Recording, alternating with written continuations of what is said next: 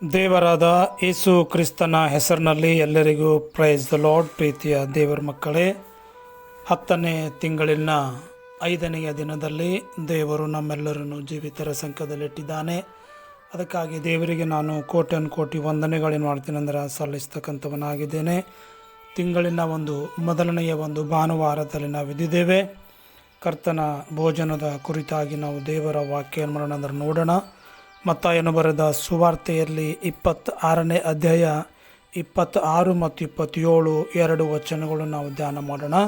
ಅವರು ಊಟ ಮಾಡುತ್ತಿರುವಾಗ ಯೇಸು ರೊಟ್ಟಿಯನ್ನು ತೆಗೆದುಕೊಂಡು ದೇವರ ಸ್ತೋತ್ರ ಮಾಡಿ ಮುರಿದು ಶಿಷ್ಯರಿಗೆ ಕೊಟ್ಟು, ತಕ್ಕೊಳ್ಳಿರಿ, ತಿನ್ನಿರಿ, ಇದು ನನ್ನ ದೇಹ ಅಂದನು.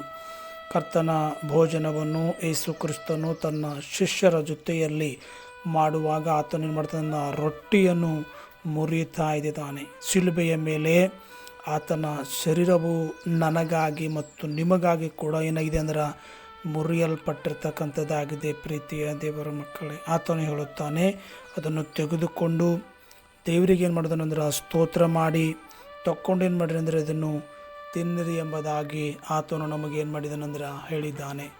ಆತನನ್ನು ನಾವು ನೆನೆಸಿಕೊಳ್ಳುವುದಕ್ಕೋಸ್ಕರ ಆತನ ಶ್ರಮೆಯಲ್ಲಿ, ಆತನ ಮರಣದಲ್ಲಿ, ಆತನ ರಕ್ತದಲ್ಲಿ, ಆತನ ದೇಹದಲ್ಲಿ ಆತನ ಪಾಲಾಗುವುದಕ್ಕಾಗಿ ನಾವು ಪ್ರತಿಯೊಂದು ತಿಂಗಳು ಏನು ಮಾಡ್ತೀವಿ ಅಂತಂದ್ರೆ ಕರ್ತನ ಭೋಜನಗಳನ್ನು ಮಾಡ್ತಕ್ಕಂಥದ್ದು.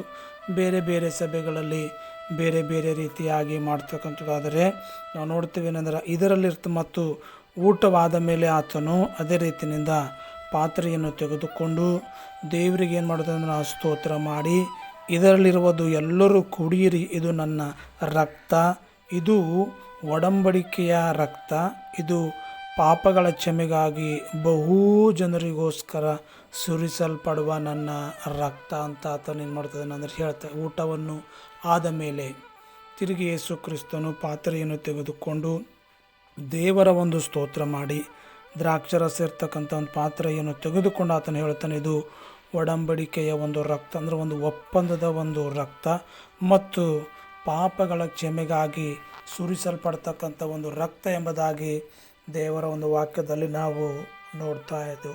ಬಹು ಜನರ ಪಾಪಕ್ಕಾಗಿ, ನನ್ನ ಪಾಪಕ್ಕಾಗಿ, ನಿಮ್ಮ ಪಾಪಕ್ಕಾಗಿ, ಲೋಕದ ಪಾಪಕ್ಕಾಗಿ ಇವತ್ತು ಯಾರೆಲ್ಲ ಯೇಸುವಿನ ಮೇಲೆ ವಿಶ್ವಾಸ ಮಾಡ್ತಾ ಇದ್ದಾರೋ, ನಂಬಿಕೆ ಇಡ್ತಾ ಇದ್ದಾರೋ ಅವರೆಲ್ಲರ ಪಾಪಗಳ ಕ್ಷಮೆಗಾಗಿ ಆತನ ರಕ್ತವು ಸುರಿಸಲ್ಪಟ್ಟಿದೆ. ನಾವು ಯಾವಾಗೆಲ್ಲ ಪಾನ ಮಾಡುತ್ತೇವೋ, ಯಾವಾಗೆಲ್ಲ ಕುಡಿಯುತ್ತೇವೋ ಆವಾಗ ಆತನ ರಕ್ತ, ಆತನ ಮರಣದಲ್ಲಿ ನಾವೇನು ಮಾಡ್ತೀವಿ ಅಂದರೆ ಪಾಲುಗಾರರಾಗುತ್ತೇವೆ.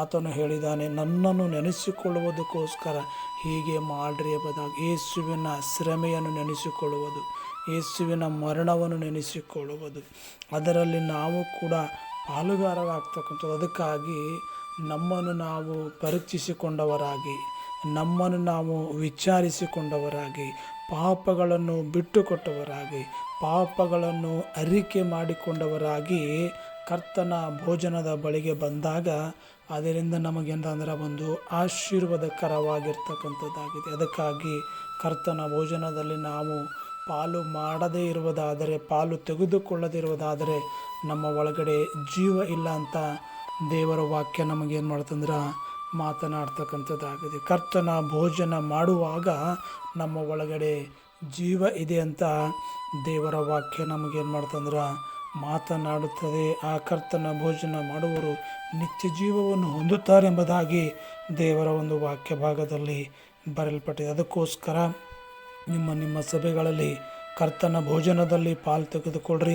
ದೇವರು ತಾನೇ ವಾಕ್ಯದ ಮೂಲಕವಾಗಿ ನಿಮ್ಮೆಲ್ಲರನ್ನು ಏನು ಮಾಡಲಿ ಅಂದರೆ ಆಶೀರ್ವಾದ ಮಾಡಿ ನಡೆಸಲಿ. ಎಲ್ಲರಿಗೂ ಪ್ರೈಸ್ ದ ಲಾರ್ಡ್.